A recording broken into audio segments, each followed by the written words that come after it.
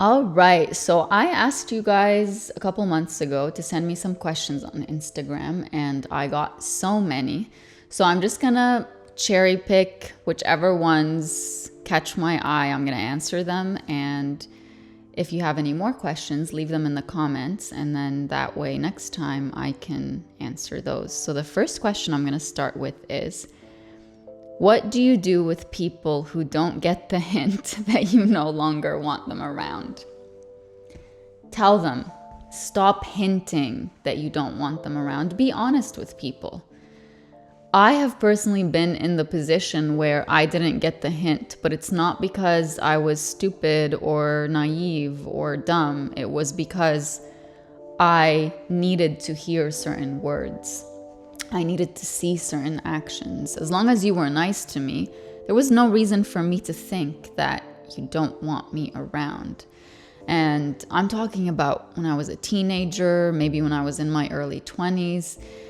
It's really important for you to figure out why it is that you're having such a hard time telling someone, hey, I don't want this friendship with you. Hey, I don't want this relationship with you. I don't want this acquaintance with you.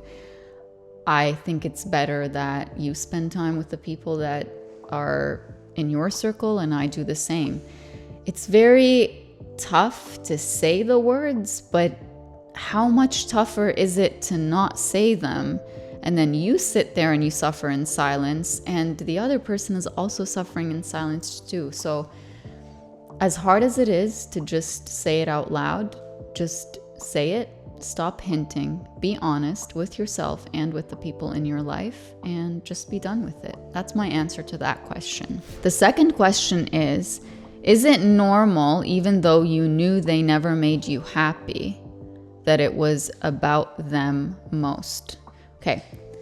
The way that I understand this question is it normal that even though you knew they never made you happy, you were just so focused on them regardless? Like, how is it that you care so much about somebody who didn't care about making you happy? Why is that the case? And that's one of the toughest questions to answer, especially with what's going on in the world right now, with the Diddy trial, with people asking questions like, why would she stay? And I hate that question so much because it really shows the lack of information about relationships where trauma bonds are in existence, where a power imbalance is in existence, where childhood trauma is in existence, where there's really complex dynamics that no one else really understands. And you might end up as the person who is victimized in some way, or as the person who's being hurt in some way.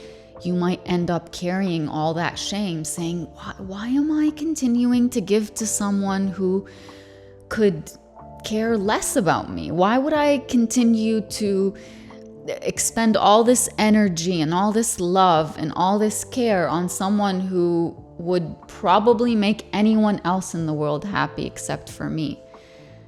Well, that's a great question to ask yourself. Is it normal? Yes, it's normal, because people have been doing this for centuries, probably for as long as we've existed.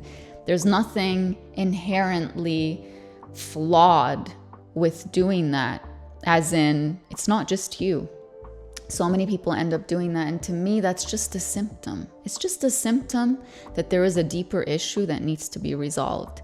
When you can come back to yourself and figure out why it is that you have developed this belief that you need to earn people's love, that you need to earn people's wanting to make you happy, that you need to prove to the people in your life by doing so much for them, by staying with them even though they're treating you badly, by being understanding all the time. If you believe that that's how you prove to them that you deserve that they make you happy, then that's what you're gonna do. Your end goal isn't a manipulative one. Your end goal isn't to hurt yourself by trying so hard. Your end goal is to soothe that inner need that you have and kind of confirm the belief that you've always had that says, it is in your hands how people treat you. So you need to try harder so that they could treat you better. But sometimes you need to remember that people can make choices, and you can be the best thing that ever happened to them, and they will still treat you badly. And that has nothing to do with you. It has everything to do with them, what they value, and what they are willing to sacrifice. And their inability or lack of willingness to sacrifice for you, to change for you, to treat you properly, the only thing that tells you is that's not your person. It shouldn't tell you something about you is wrong. The second question asks, how is it possible to love someone wholeheartedly and still get hurt? What's the point?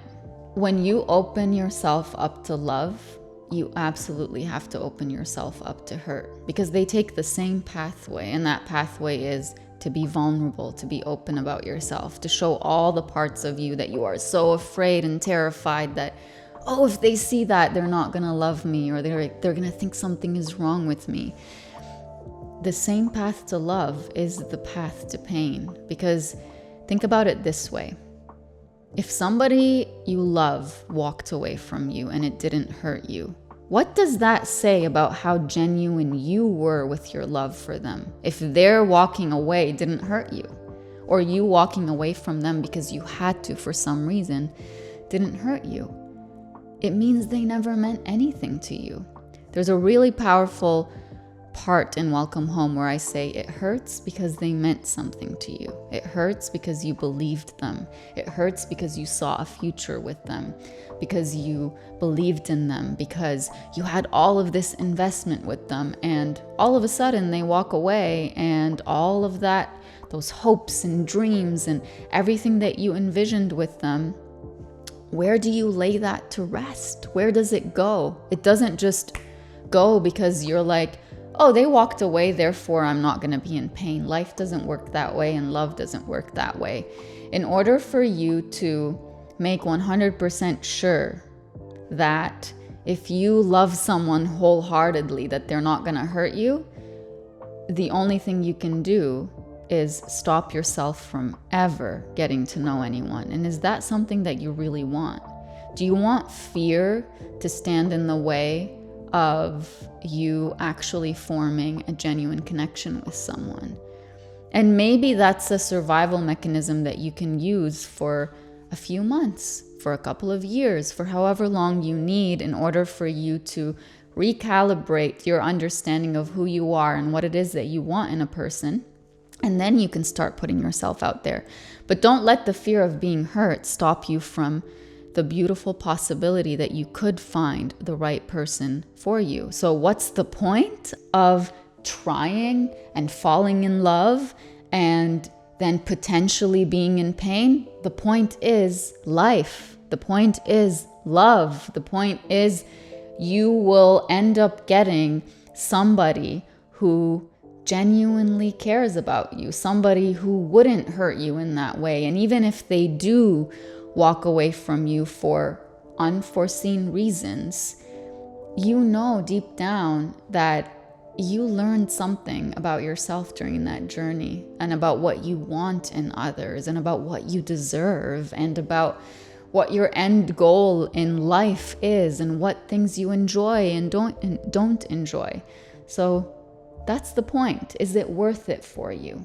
If it is, then you're gonna have to risk being hurt in order to find love. Now, this is a question about narcissism. So this question asks, how long can a Hoover last?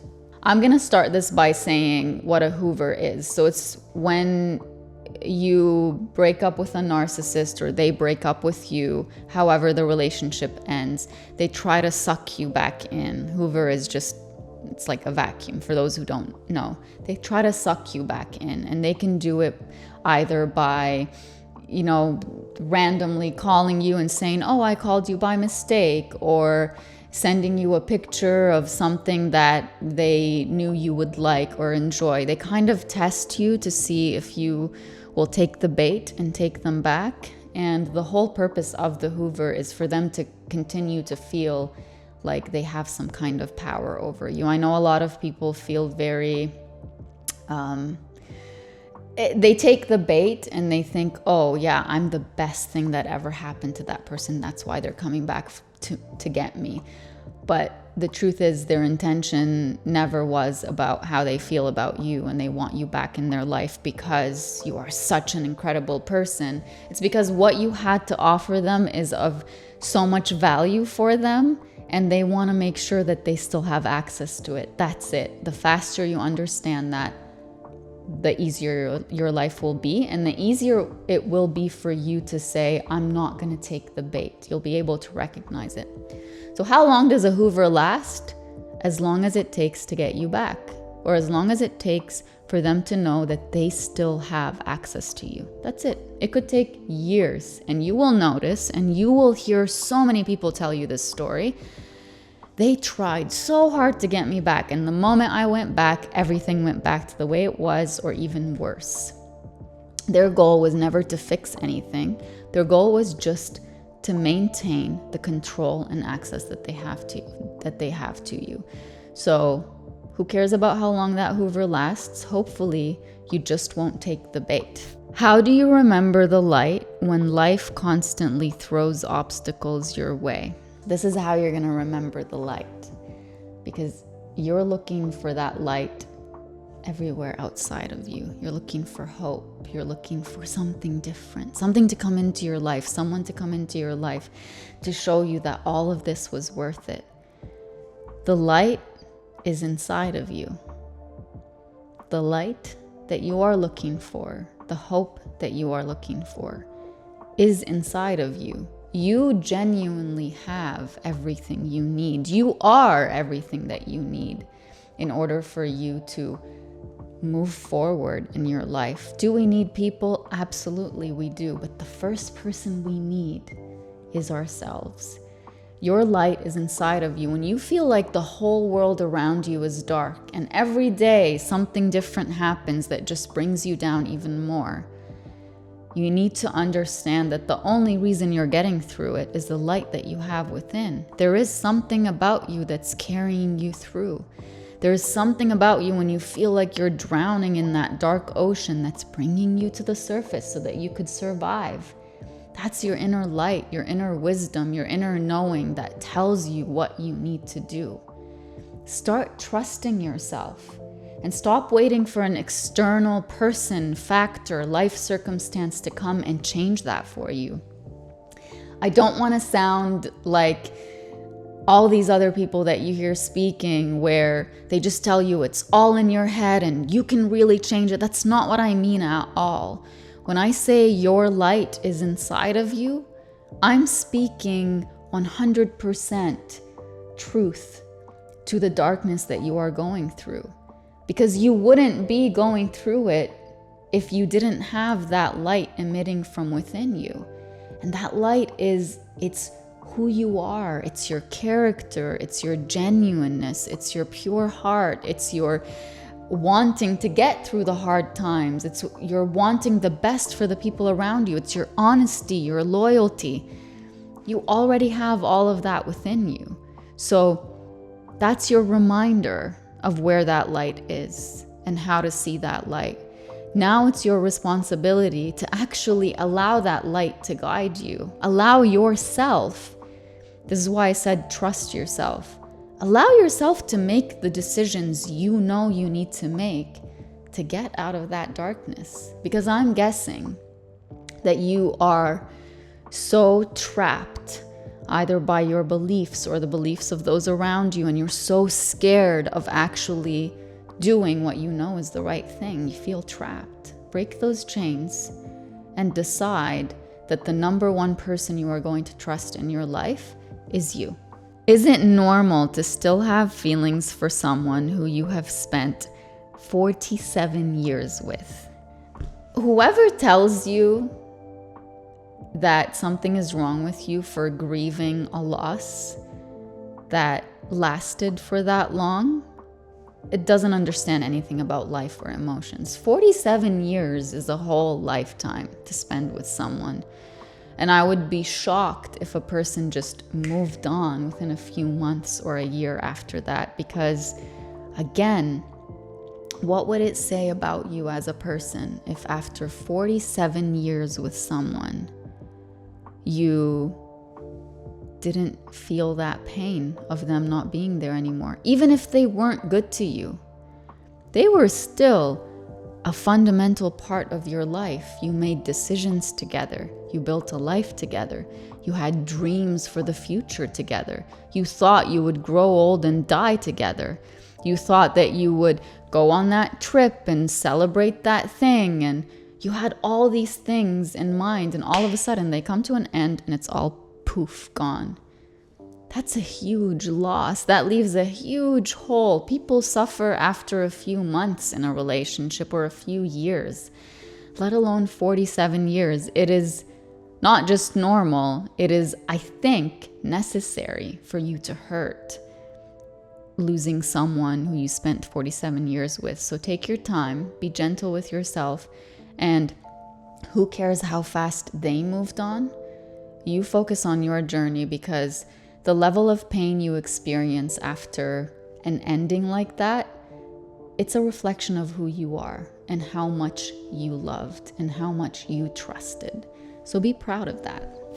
What does this mean even? Love without attachment, attachment without expectations.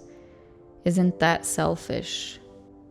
I don't think you can have a healthy, loving relationship without attachment. And I don't think you can have a healthy, loving relationship without expectations. Maybe once in a blue moon, you will meet a couple who it just seems like it works and they never have these arguments where one says to the other, like, I really thought you would do this and why wouldn't you? Maybe you would see that rarely, but maybe on social media you see it often, but it's all a show. Nothing that you see on social media is real. In reality, attachment is one of our core human needs, not just as children, but also as adults. Attachment doesn't mean that you leave yourself to be with someone or to be what they want. That's when it really hurts you. That's when you put belonging above your authenticity. You say, I want to be in their life, and if that means that I'm not myself, I will do it. I will leave myself. I will people please. I will not ask myself what needs I have in order to be in their lives. But attachment itself, picture it like having a safe base for yourself, like having a home or having a strong foundation, a steady ground for your home. That's what attachment in a relationship is. It's not like, oh, I'm clingy and I can't leave this person. No, attachment is beautiful. Attachment is that bond that's already in place. If the two of you are in a relationship, the two of you have that connection, you have that bond that, this is you, this is the other person. You are tied and connected somehow. That's attachment. That's gonna happen in a relationship. Otherwise, what is it that brings you two together? It's the difference of that healthy attachment versus the unhealthy one. And a healthy attachment 1000% has expectations. Expectations of respect, expectations of reciprocity. And it's not like, I do this for you so you could do this for me. No, I do this for you because I love you and I know this will make you happy or will make your life easier, and I have the ability to do it. And I know and trust that you would do the same for me, for the things that are meaningful to me and the things that will make my life easier. Respect, reciprocity, transparency, being honest with each other. That's an expectation. So in those relationships that you see where the two never fight over these things, it's because those things are naturally in place and both people are providing them. There's an expectation of the two of you being in agreement about the dynamic of the relationship. Why do you think the term situationships has been so prevalent? Everybody's talking about it these days. It's because there is no conversation where it clearly defines what the two of you are. That's why it's called a situationship. There's no clarity. There's no transparency. You just make up your mind on whatever this is, and I make up my mind on whatever this is, and that's it. We don't really talk. When you remove expectations from a connection or a relationship, you're really setting it up for a power imbalance and for an emotional imbalance, for an investment imbalance, and for that person to come to a day and say to you, I don't owe you anything. I didn't ask you for any of that. Don't put yourself in that position. Stop falling for the mentality that says if you have expectations, then something is wrong with you. You're the reason that you are suffering. No, I have expectations because I'm a human being who knows who I am and who knows my value and who knows what my boundaries are and who knows what my standards are. There's nothing wrong with having expectations. Expectations are like the little bullet points on an agreement that make sure that you are being treated fairly and that you are being treated respectfully, and there's nothing wrong with that. Not that relationships have contracts, sometimes they do, but there is that unwritten contract that says we can have those expectations of each other. The last question asks, how do I become everything for myself, and how do I build a home within? I'm so glad you asked this question because I wrote a whole book about it.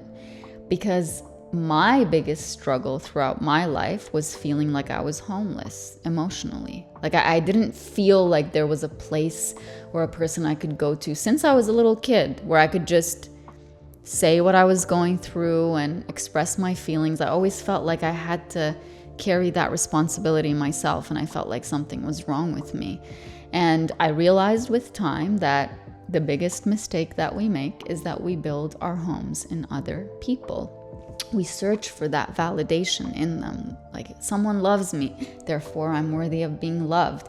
Someone cares for me, therefore I'm worthy of being cared for. Someone listened to me and was honest with me, therefore I'm worthy of being told the truth. And it's like, why can't I believe those things about myself without them coming from an external source? So I realized that this whole time I was investing everything within me in other people, hoping that they would make a home that welcomes me at the end of the day. But what would happen when those people walk away? That home walks away with them, and all of a sudden I'm feeling homeless. When you build your home in other people, you give them the power to make you homeless. Write that down on a piece of paper and put it somewhere where you could see it at all times. The reason you feel incomplete and not whole and not worthy is because you've left pieces of you scattered in all the places and people that have made you feel worthy, that have made you feel welcome.